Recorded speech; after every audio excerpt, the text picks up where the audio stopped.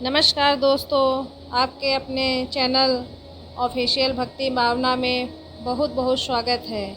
माँ भगवती दुर्गा की कृपा आप पर और आपके पूरे परिवार पर सदा सर्वदा बनी रहे। महाप्रसाद जननी सर्व सौभाग्य वृद्धि आदि व्याधि हरा नित्य तुलसी प्रमुख सुदेश। दोस्तों, तुलसी माँ का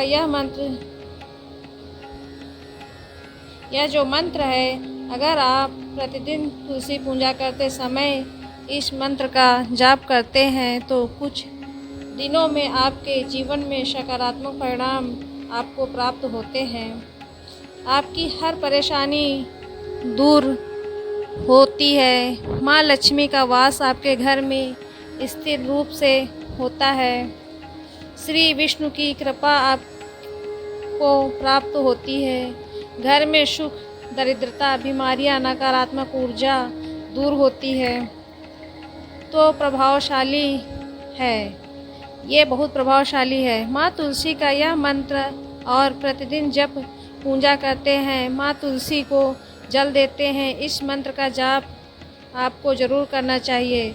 दोस्तों, आज की वीडियो में मैं आपसे बात करने वाली हूँ गुरुवार के दिन माँ तुलसी की पूजा किस तरह से करनी चाहिए, जिससे कि जीवन में किसी भी प्रकार की हमारी कामना है वह हमारी कामना माँ तुलसी की कृपा से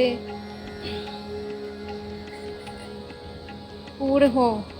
हाँ दोस्तों, तुलसी की पूजा से समस्त प्रकार की कामनाएं पूर्ण हो जाती हैं और गुरुवार का दिन श्री हरि विष्णु का प्रिय दिन माना जाता है। आज के दिन श्री हरि विष्णु के विधि विधान से पूजा की जाए तो जीवन में सुख समृद्धि का आगमन होता है, धन का आगमन होता है और किसी भी प्रकार की परेशानी हो तो वह भगवान विष्णु श्री हरि दूर करते हैं। और विष्णु को प्रिय है तुलसी को हरि वल्लभा कहा जाता है, विष्णु प्रिया कहा जाता है। तो जिस घर में तुलसी की नित्य पूजा की जाती है, जिस घर में तुलसी को नित्य जल दिया जाता है, उस घर में कभी भी दरिद्रता और दुर्भाग्य का वास नहीं होता और उस घर में सदैव लक्ष्मी और विष्णु की कृपा बनी रहती है। तो जिसकी वजह से घर में सुख समृद्धि भी रहती है। घर में आपस में प्रेम व्यवहार भी बना रहता है। सभी सदस्यों के बीच में दाम्पत्य जीवन के सुखमय रहता है। तुलसी की पूजा से अखंड सौभाग्य की प्राप्ति होती है। तुलसी की पूजा से वंश वृद्धि होती है। तुलसी की पूजा से विवाह में आ रही बाधाएं दूर होती हैं। मतलब अगर आपको कोई भी परेशानी हो तो आप तुलसी की पूजा नित्य करते रहें। आपके घर में तुलसी लगे हैं और प्रतिदिन आप उन्हें जल दे रहे हैं, शाम को दीपदान कर रहे हैं तुलसी के नीचे, वहाँ बैठकर आप परमा तुलसी के मंत्र का जाप करें या विष्णु के मंत्र ओम नमो भगवते वासुदेवाय नमः, इस मंत्र का जाप करें तो आपके जीवन में आने वाली समस्त बाधाएं श्री हरि विष्णु और तुलसी दूर करते हैं।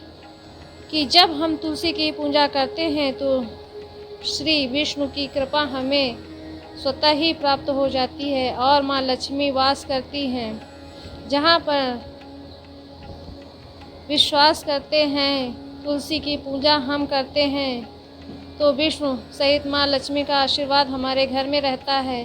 तो आज ही वीडियो में मैं आपसे बात करने वाली हूँ, अगर आप किसी भी प्रकार की परेशानी से ग्रस्त हैं, कर्ज में खेलते हुए धन का अभाव है, आपके व्यवहार में बहुत अधिक बाधाएं आ रही हैं, व्यापार आपका रुका हुआ है, नौकरी में आपको प्रमोशन नहीं मिल रहा है या आप पर नौकरी प्राप्त नहीं कर पा रहे हैं, मन चाही नौकरी आपको प्राप्त नहीं हो पा रही है, शिक्षा में आपको सफलता नहीं मिल पा रही है, कोई भी प्रकार की आपकी परेशानी, वह गुरुवार के दिन विशेष रूप से तुलसी की पूजा कैसे करनी चाहिए, यह मैं आपसे आज इस वीडियो में शेयर करने वाली हूँ। तो वीडियो को पूरा ज़रूर देखिएगा और अगर आपको आज की वीडियो अच्छी लगे तो इसे लाइक भी कर दीजिएगा और ज़्यादा से ज़्यादा इस वीडियो को अपनी फैमिली फ्रेंड्स के साथ शेयर कीजिएगा।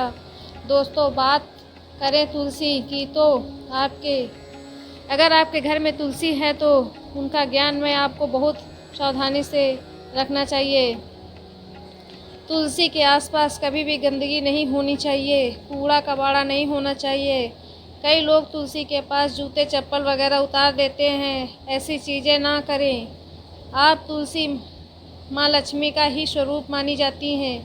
तुलसी का ध्यान आपको उसी तरह से रखना चाहिए जैसे कि आप अपने घर के मंदिर में सुगम और लक्ष्मी का ध्यान रखते हैं।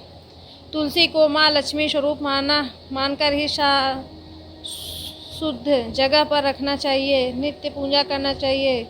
तुलसी में लाल चुनरी जरूर होना चाहिए। तुलसी के ऊपर लाल चुन्नी हमेशा चढ़ी होनी चाहिए। अगर आप एक चुनरी देख रहे हैं तो वह फट गई है या पुरानी हो गई है, उसका रंग उतर गया है, तो दूसरी लाल चुन्नी आप किसी भी शुभ दिन पर जैसे शुक्रवार या फिर आप एकादशी के दिन ज़रूर उनको नई चुन्नी लाल चुन्नी डाल दीजिए, क्योंकि तुलसी को सौभाग्यवर्धक ने कहा है। और तुलसी पर जब हम लाल चुन्नी अर्पित करते हैं तो हमारे सौभाग्य में वृद्धि होती है,